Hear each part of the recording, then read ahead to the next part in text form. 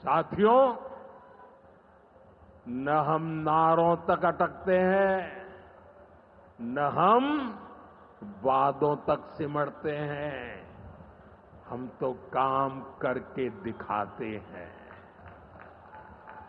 जब हम कहते हैं कि हम पिछड़ों, अति पिछड़ों के लिए निरंतर काम कर रहे हैं, तो ये हमारी नीतियों में भी, निर्णयों में भी नजर आता है।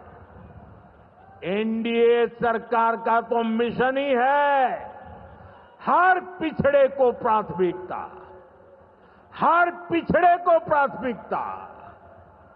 चाहे पिछड़ा क्षेत्र हो या पिछड़ा वर्ग हो, हमारी सरकार की वो पहली प्राथमिकता है। दशकों तक हमारे देश में 110 से ज्यादा जिलों को पिछड़ा कहकर छोड़ दिया गया था।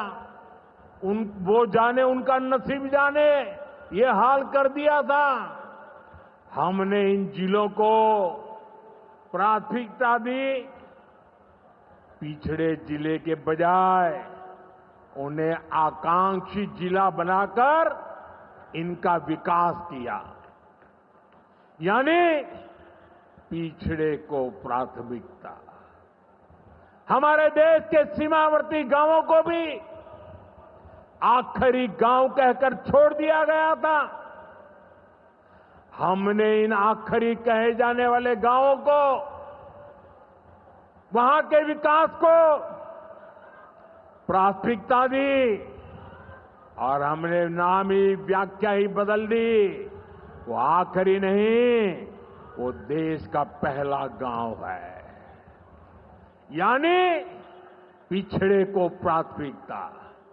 दशकों तक हमारा ओबीसी समाज ओबीसी कमीशन को संवैधानिक दर्जा दिए जाने की मांग कर रहा था। ये काम भी हमारी ही सरकार ने किया।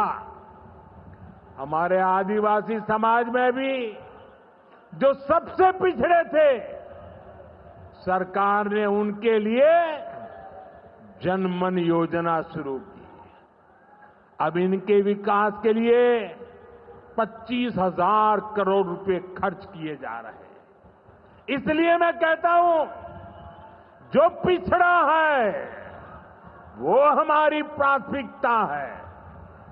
अब इसी भावना से एक और बहुत बड़ी योजना शुरू की जा रही है। 2 दिन पहले ही केंद्रीय मंत्रिमंडल ने प्रधानमंत्री धन धान्य कृषि योजना को मंजूरी दी है। इस योजना के तहत कृषि के मामले में सबसे पिछड़े 100 जिलों को चिन्हित किया जाएगा। ये ऐसे जिले होंगे जहां खेती से जुड़ी संभावनाएं तो भरपूर है, लेकिन पैदावार और किसानों की आय के मामले में ये जिले अभी भी पीछे हैं। इन जिलों के किसानों को इस योजना के तहत प्राथमिकता देकर मदद दी जाएगी। यानी पिछड़े को प्राथमिकता।